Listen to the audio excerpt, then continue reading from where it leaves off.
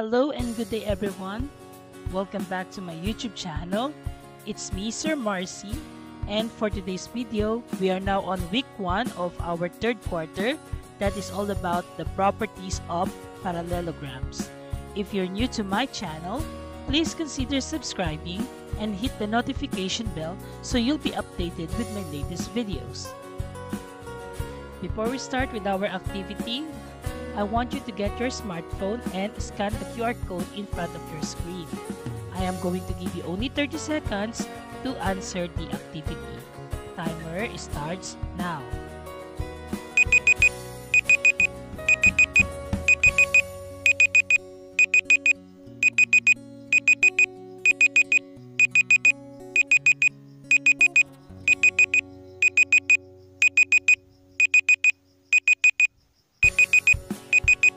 Alright, you only have 10 seconds remaining.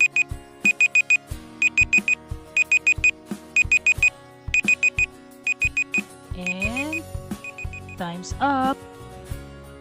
Okay, let's now proceed with the answer in this activity. For number 1, I am a quadrilateral with one pair of parallel sides. What am I? The answer is a trapezoid.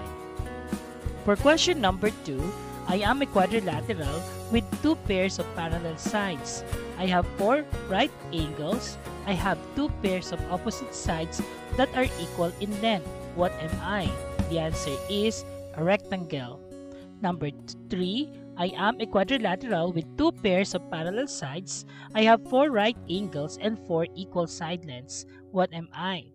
The answer is a square. For number 4, I am a quadrilateral with 2 pairs of parallel sides. I have 4 equal sides. What am I? The answer is a rhombus. And for question number 5, I am a flat-shaped quadrilateral with straight sides. I have 2 pairs of equal length sides that are adjacent to each other. What am I? The answer is a kite. Okay, so I hope you remember these quadrilaterals in your previous lesson. Let's now proceed with the different properties of parallelograms. What is a parallelogram? A parallelogram is a quadrilateral with 2 pairs of parallel sides. The figure on the right is a quadrilateral ABCD, and quadrilateral ABCD is an example of a parallelogram. Let's now discuss the properties of parallelogram.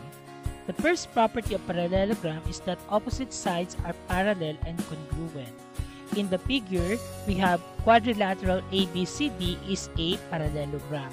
If we will take the sides, let's say one of the sides here, we have side AB and extend it in both directions.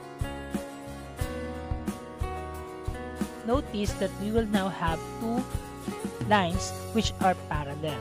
So take note, they are lines that never met. That's why it's parallel. We can also use the other side. Let's say if we would extend side BC and we have side AD. So if we extend this, it will also form 2 lines which are parallel.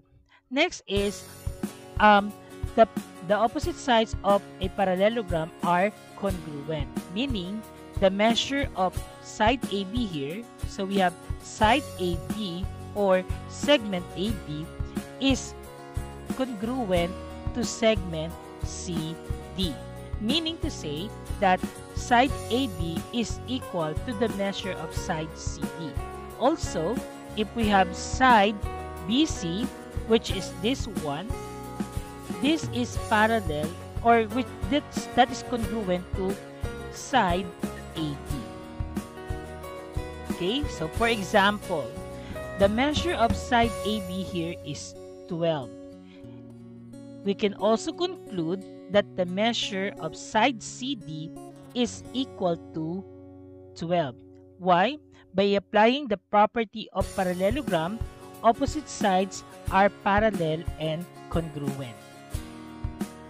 Let's now talk property number 2.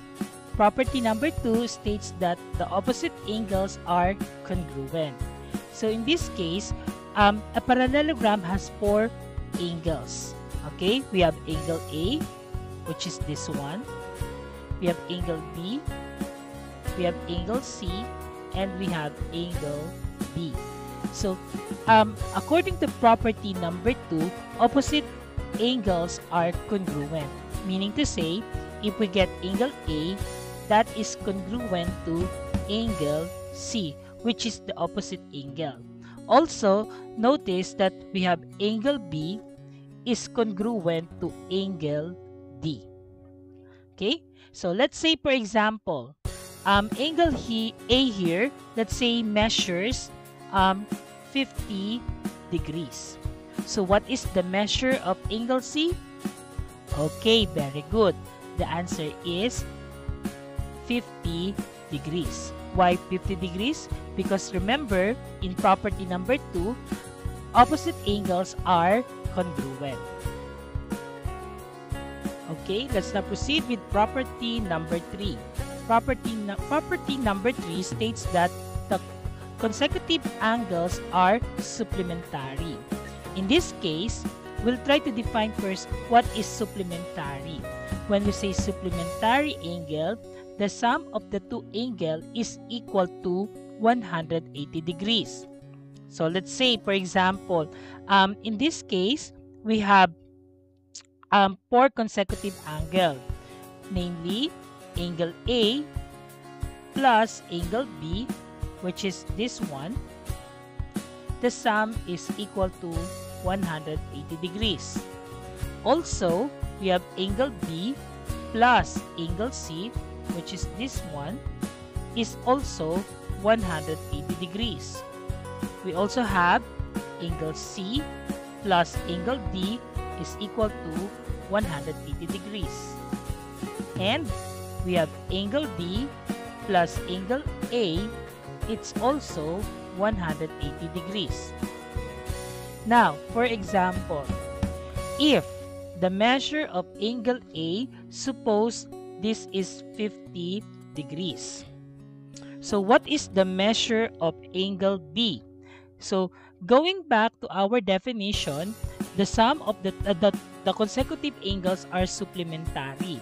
So we'll use angle A plus angle B is equal to 180 degrees. Okay, so we're going to solve for the measure of angle B.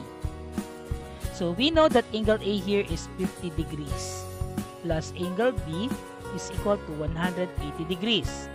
So we will apply subtraction property, meaning we're going to subtract both sides by negative 50 degrees. So 50 plus negative 50, this is 0 pair. So we now have angle B is equal to 180 minus 50 degrees. The answer is 130 degrees. Okay, so the measure of angle B here is 130 degrees. Okay, so when you add these two, the sum of these two angles is 180 degrees, which is supplementary. Let's now proceed with property number 4. Diagonals bisect each other. First is, let's try to define what is a diagonal. A diagonal is a line connecting two non-consecutive vertices. So in our figure, we have 4 vertices. We have point A, point B, point C, and point D. Point A and point B are consecutive vertices. Then, connecting these two non-consecutive vertices, we will now have a diagonal. So let's say diagonal BD bisect another diagonal, which is diagonal AC, with intersection at point E. Okay? So diagonal BD bisect diagonal AC. So in this case, we now have segment AE is congruent to segment EC. For example, we have diagonal AC measures, okay, diagonal AC, let's say, measures 24. Since diagonal BD bisect diagonal AC, we conclude that segment AE here measures 12 units. Also, if this is 12 units, what is the measure of segment EC? The answer is also 12. Okay? Another thing is that if we're going to use diagonal AC, so this time we're going to use this diagonal. So this one. Diagonal AC bisect diagonal BD. Okay? So we know that segment BE now is congruent to segment ED. Okay? So that is property number 4. Alright, we now have the last property of parallelogram. That is property number 5. Each diagonal bisect the parallelogram into two congruent triangles. So let's say we're going to use diagonal BD. So notice, it now forms two congruent triangles. So we have triangle BAD, which is BAD, that is congruent to triangle DCB. Okay, another is, if we'll use diagonal AC, we have triangle ABC is congruent to triangle CDA.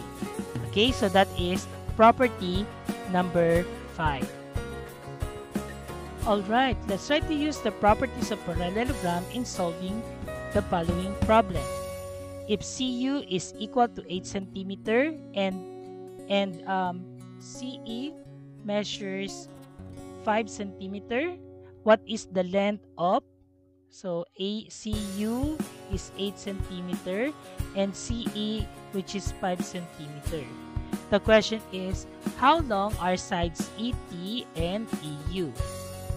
Okay, the answer here, side ET is equal to 8 cm and side UT measures 5 cm. Why? Because we apply property of parallelogram number 1, which is opposite sides are congruent. Next, if EG is 6 cm, so we have here EG 6 cm and CG is 5.5 cm. The question is, how long are diagonal EU and diagonal CT? So for diagonal EU, the measure is 12 cm. Why 12? Remember, GU measure also 6 cm. So 6 plus 6, the answer is 12 cm. And for CT, GT measure also 5.5 cm. So 5.5 plus 5.5, the answer is 11 cm. Alright, that's all for now. Thank you for watching and please don't forget to like and subscribe to my YouTube channel.